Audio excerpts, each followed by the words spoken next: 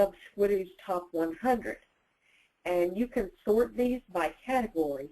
But right now, when I took this, the top lens was the top 10 best green gift ideas of 2009. Now, what you could do with this kind of information, it's like Chris said, going green is a really big deal.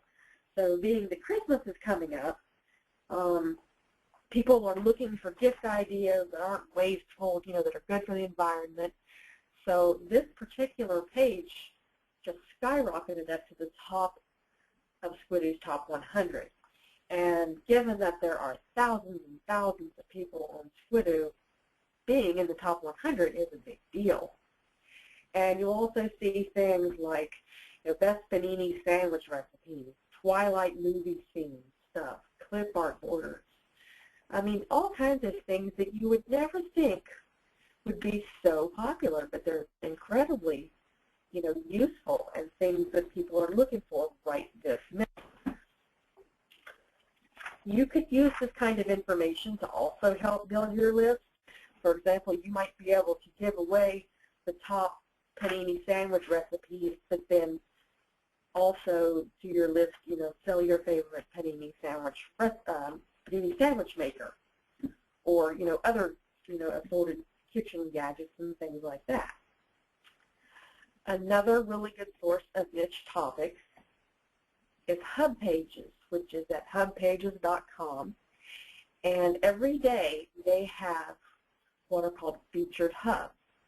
Again, hubs are just simple web pages that people have made that explain how to do something or something they recommend, things like that. And like Squidoo, you can search hub pages by category. So you can find all the automotive ones and see which ones are featured. Now, there's nothing about hub pages that makes one more featured than another. It's just that people seem to rate it highly, and it changes every day. So if you go to hubpages.com and you see a featured hub on a subject that you like, make a note of it, because tomorrow it will be gone and replaced by something totally different. And there's hubs on politics and cooking and vitamins. I mean, you name it. There's all kinds. Another really neat source is called 43 Things, and it's at 43things.com. 43 Things is like a goal-setting website where you can say, okay, one of the things I want to do next year is, stop smoking, or lose 10 pounds, or, climb Mount Everest, or, learn about wine, or something like that.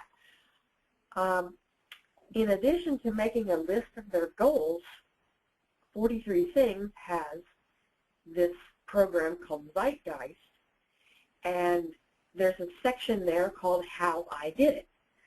And what that will tell you is how people stopped smoking, or learned about wines, or learned how to cook Italian food. This is a really good place to get recommendations for how to solve someone's problem. If you're going to make something about how to stop smoking, and you've never smoked or you've never had a problem with it, then you need to get advice from people who have been there and done that. And 43 Things is a really great place to go to get information on how people have reached that particular goal. Another really good source for niches is specialty topics, hobbies, interests, and recreation. For example, there's a site called WikiSuccess, and that's at wikisuccess.org. And WikiSuccess, excuse me, is a big database of everything that has to do with success. Excuse me. How to be successful in your relationships, how to be successful in business, success with money. I mean, everything that has to do with success. And success is one of those things that everybody wants. But it is such a broad topic that you can't just say, I'm going to be a specialist in success. Success is going to be my niche. Well, what kind of success? Well, personal success. Well, what kind of personal success? So this wiki success will let you narrow it down, and you'll find particular experts in that area, and you'll be able to go to their website and find out what they're talking about. And it's one of those niches where you can always find a topic to cover, and there's always a hungry market for it. Another really good one is Yahoo's directory on recreation and hobbies. There's all kinds of different, do-it-yourself type hobbies here. And you can also find forums and how-to and tutorials and videos, everything from, archery, candle making to, whatever kind of do-it-yourself hobby that people are looking for right now. And these people, let me tell you, will spend a great deal of money on their hobby. You can find it in that directory. And the last one is one that I mentioned in my book, Get Niche Quick, and it's called TradePub.com.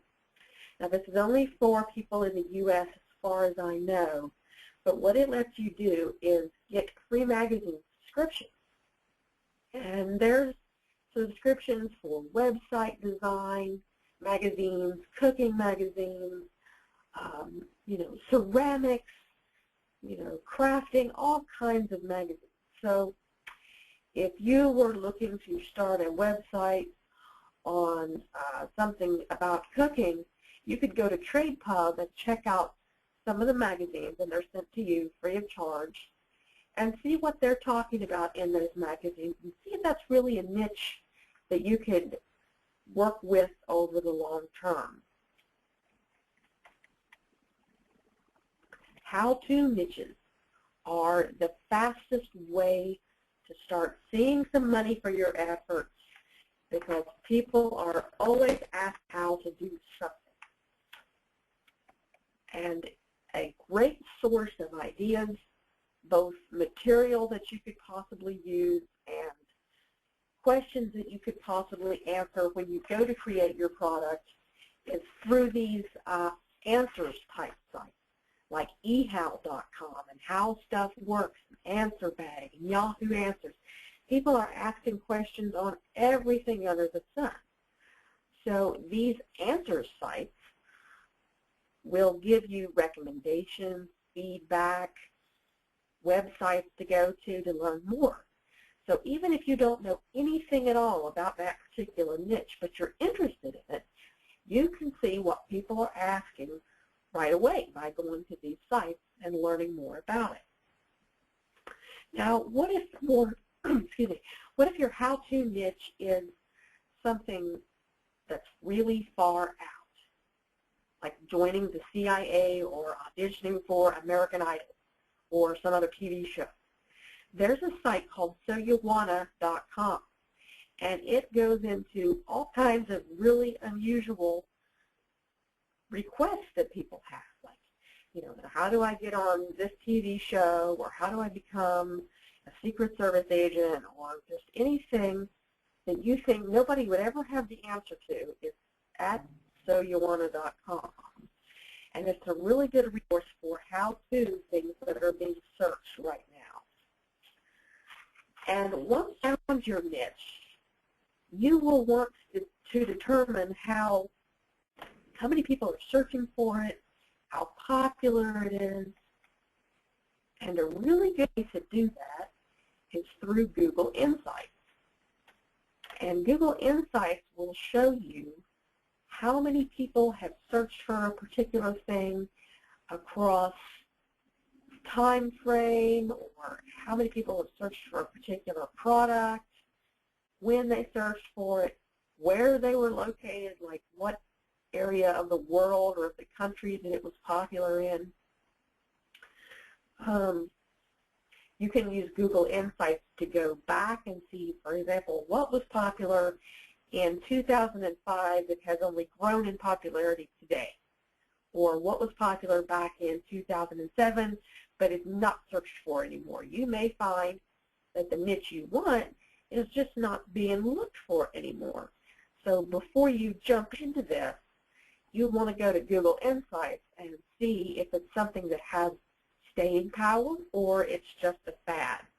And there's nothing wrong with either one. It's just that fads, you have to be quicker to jump to fad because it may be over in a week or a month or a year, and you have to start over. But during that time frame, you can potentially make a lot of money off of that trend. Another really good source to find out what people want is dummies.com. And I took a screenshot of their crafts and hobbies section. And they've got all kinds of how-tos here. You know, knitting cables, machine quilting, you know, there's books on beekeeping and sports and making candles, and these are more so craft type how-tos. But you know, if there's a dummies book on it, like, you know, web design for dummies, it's something people want to know how to do but need more information on.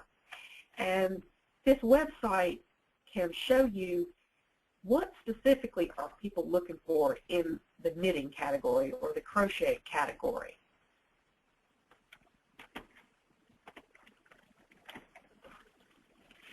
Alexa is another really good source. They have a tab at the top called What's Hot. Now, if you just clicked over here on top site, thinking, okay,